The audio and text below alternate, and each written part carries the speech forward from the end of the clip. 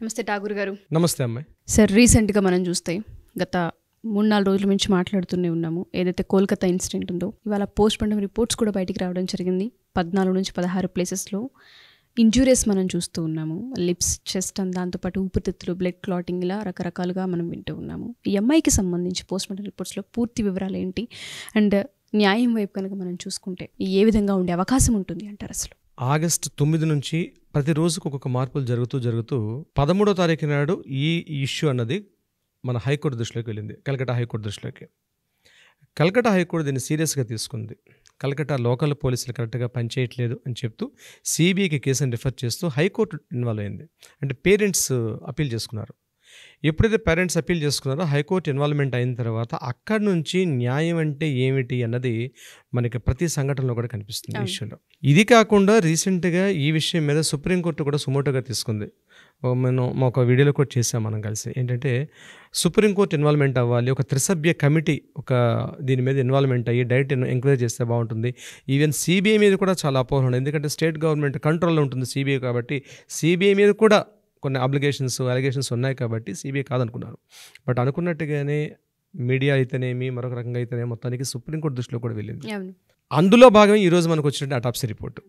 ఎలా అని మనం చెప్తాం అంటే, ఎప్పుడు కూడా అటాప్సీ రిపోర్ట్ అన్నది అది బహిర్గతపరచరు, అంటే ఓపెన్ అప్ చేయరు దాన్ని. ముఖ్యంగా పోస్ట్ మార్టం చేసే విధానంలో కూడా అది సీక్రెట్గా ఒక రూమ్లో చేస్తారు. కానీ ఈ విషయంలో ఏం జరిగింది, ఈ మొత్తం ఎంటైర్ పోస్ట్ మార్టం మొత్తం కూడా వీడియో షూట్లో జరిగింది. ఓకే, యాక్చువల్గా వీళ్ళు చేయరనమాట. అట్లా దానివల్ల ఏమవుతుందంటే పోస్ట్ మార్టరాన్ని, సాక్ష్యాలని తారుమారు చేసే అవకాశం ఉంటుంది. బట్ ఇక్కడ మనం గవర్నమెంట్ అప్రిషియేట్ చేయాలంటే, ఎవరైతే అక్కడ 5 సభ్యులు పార్టిసిపేట్ చేశారో పోస్ట్ మార్టం హాల్లో, డాక్టర్స్ ఎవరైతే పార్టిసిపేట్ చేశారో ఈ 5 కూడా అండర్ ద సీసీటీవీ సర్వైలెన్స్ అన్నట్టుగా వీడియో కెమెరా షూట్లో వాళ్ళు ఆ పోస్ట్ మార్టం రిపోర్ట్ని చేశారు. ఆ రిపోర్ట్ని ఫైనలైజ్ చేశారు. ఆ రిపోర్ట్స్ అన్ని కూడా కోర్టు సబ్మిట్ చేస్తారు. అది పబ్లిక్లో, ఓపెన్ పబ్లిక్లో సబ్మిట్ చేయరు.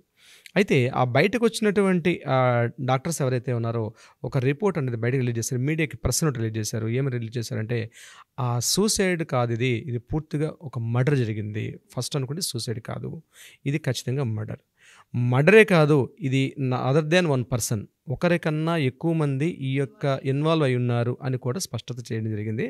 ఇది మమతా బెనర్జీ గవర్నమెంట్కి ఒక చెంపదెబ్బగా చెప్పుకోవచ్చు. అయితే మనం అటాప్సీ రిపోర్ట్, అదే పోస్ట్ మార్టం రిపోర్ట్కి సంబంధించి మనం డీటెయిల్స్లోకి వెళ్ళినట్లయితే, ఎవరైతే విక్టిమ్ బాధితురాల యొక్క శరీరం మీద తల నుండి కాళ్ళ వరకు సుమారుగా 14 చోట గాయాలు కలిగి ఉంది ఆ అమ్మాయి. అది కూడా తీవ్ర రక్తస్రావాన్ని కలిగి ఉంది. ఆ అమ్మాయికి మార్నింగ్ 6 గంటలు, 3 నుంచి 6 గంటల మధ్యలో ఈ దారుణ సంఘటన జరిగిన తర్వాత ఆ అమ్మాయి ఆ చనిపోయినటువంటి సమయం కూడా మెన్షన్ చేశారు. మార్నింగ్ 6 తర్వాత ఆ టైంలో చనిపోయింది. అప్పటిదాకా ఆవిడ లైవ్లో ఉన్నటువంటి విషయాన్ని కూడా చెప్పారండి, ఉంది. కానీ ఆ విక్టిమ్, ఆ బాధితురాలు సుమారుగా 3 గంటల పాటు ఈ యొక్క నరక యాతన ఎట్లా అనుభవించిందండి, మనం కామన్ మ్యాన్గా ఆలోచిస్తే మాత్రం చాలా బాధాకరమైన విషయం అది.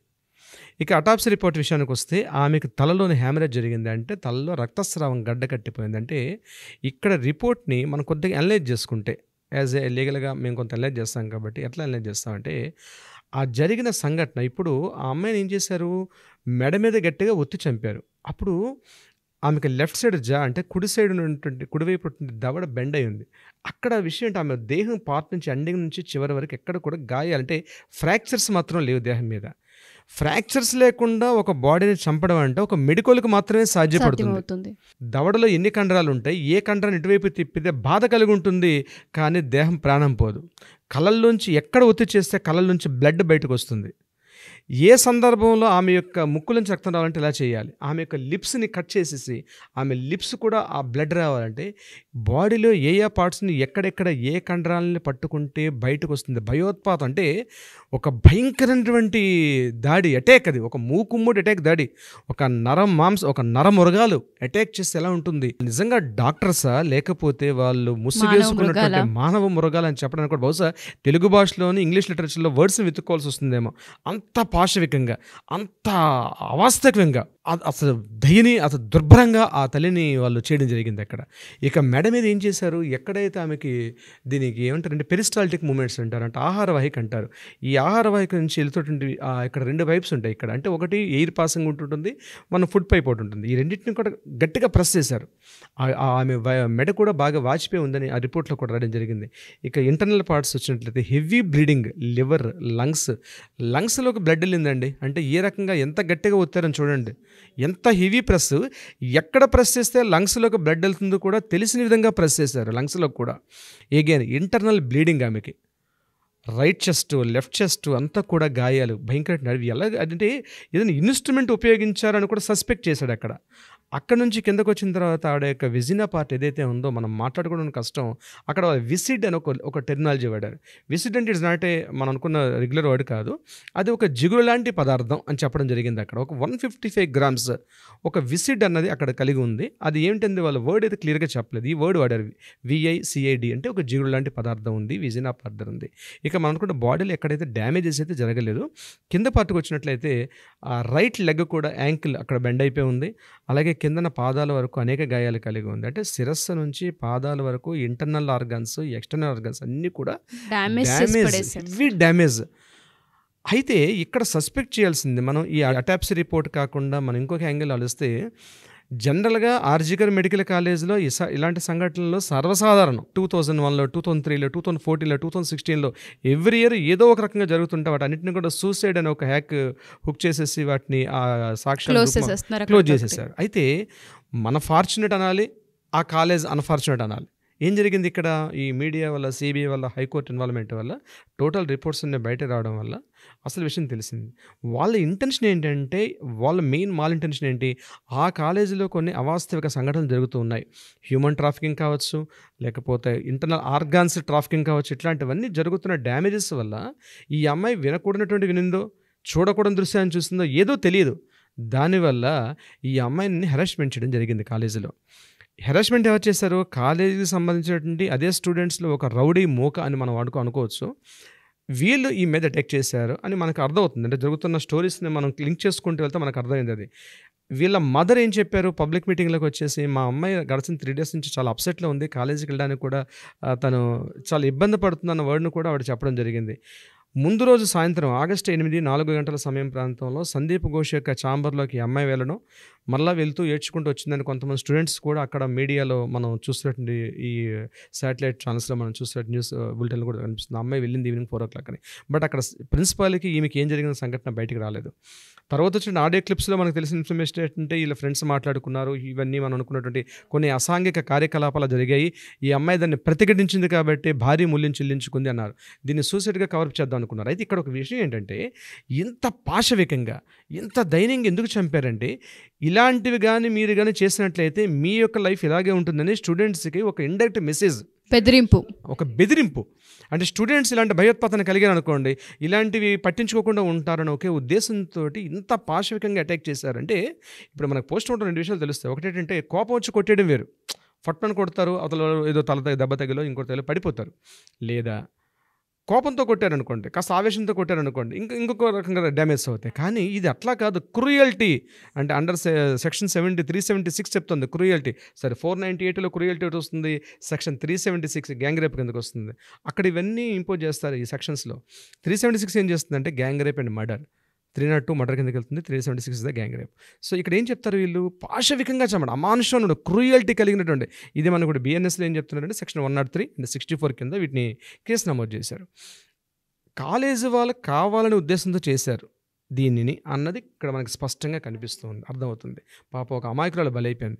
కలకత్తా కాళీ, కటక్ చండీ అని చెప్పుకుంటుంటే, కలకత్తా కాళీ మరి ఏం చేస్తుందో, ఈ కటక్ చండీ ఏం చేసిందో, ఈ అమ్మాయిని మాత్రం ఎవరు రక్షించలేకుండా పోయారు. No words sir. అసలు మీరు చెప్తూ ఉంటే అమ్మాయి చావు గురించి ఆ రిపోర్ట్స్లో వచ్చిన ఏదైతే ఉందో చాలా భయంగా ఉంది వినడానికే. ఒళ్ళు గగ్గురు పుడుస్తుందని చెప్పాలి. ఎంత నరకాన్ని అనుభవించిందంటే, ఇంటర్నల్గా అయిన డ్యామేజ్ ఏదైతే ఉంటుందో అది కళ్ళకి కనిపించదు, లోపల గాయం మాత్రం రేగుతూ ఉంటుంది. ఉదయం 3:30-4 గంటల నుంచి 6:30-7 అంటే సుమారు 3:30-4 గంటల పాటు అమ్మాయి తప్పుంది.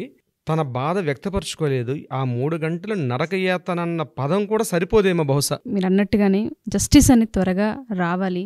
ఈ రిపోర్ట్స్ వచ్చిన తర్వాత దీని ఆధారంగా చేసుకున్నా సరే సుప్రీంకోర్టు అండ్ హైకోర్టు వాళ్ళకు కూడా థ్యాంక్స్ చెప్పుకోవాలి. ఎందుకంటే రియాక్ట్ అవ్వడంలో థ్యాంక్స్ చెప్పుకోవాలి. బట్ నేను అనుకోవడం, ఒక న్యాయవాదిగా నేను అనుకున్నది ఏంటంటే, ఈ సందర్భంలో మన చట్టాలు కొద్దిగా స్లో, ఎంత ఫాస్ట్ ట్రాక్ కోర్ట్స్ వచ్చినప్పుడు కూడా సత్వర న్యాయం జరగడం కొద్దిగా లేట్ అవుతుంది. కానీ ఈ సంఘటన దృష్టిలో పెట్టుకొని ఇప్పటికైనా కొన్ని విషయాల్లో కొన్ని చట్టాలని కరెక్షన్ చేయాల్సిందే, అమెండ్మెంట్స్ చేయాలి, యాక్ట్స్ని మార్చాలి, రీకరెక్షన్ చేసుకోవాల్సిన అవసరం. ఎందుకంటే అందరికి కనిపిస్తుంటాయి, కానీ అక్కడ ఎవిడెన్స్ ప్రూఫ్ కాదు. దీనివల్ల డిలే అవుతుంది.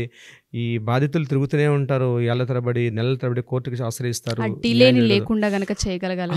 ఎందుకంటే ఇది ఒక్కటి, అది కేవలం ఆ అమ్మాయికి, ఆ ప్రిన్సిపాల్కు, ఆ కాలేజ్ సంబంధించింది కాదు. యావత్ ప్రపంచం, యావత్ దేశం ఈరోజు కలకత్తాలో కోట్లాది లక్షలాది మంది మెడికల్ స్టూడెంట్స్ అన్నది ఈరోజు రోడ్ల మీదకి వచ్చి వాళ్ళు ఫుడ్ అన్నీ మానేసి రోడ్ల మీద ప్రోబ్ చేస్తున్నారు. హైకోర్టు కూడా అప్రిషియేట్ చేసింది. ఈరోజు వాళ్ళ నిరసనలో న్యాయం ఉంది, వాళ్ళు సమ్మెట్ చేస్తుంటే న్యాయం ఉంది, వాళ్ళ ఆవేదనలోని వాళ్ళ ఆలోచనలో కూడా న్యాయం ఉందని హైకోర్టు సమర్థించింది. ఫస్ట్ టైం ఎప్పుడైతే సమర్థించిందో ఆ రోజు మమతా బెనర్జీ బయటికి రావడం జరిగింది.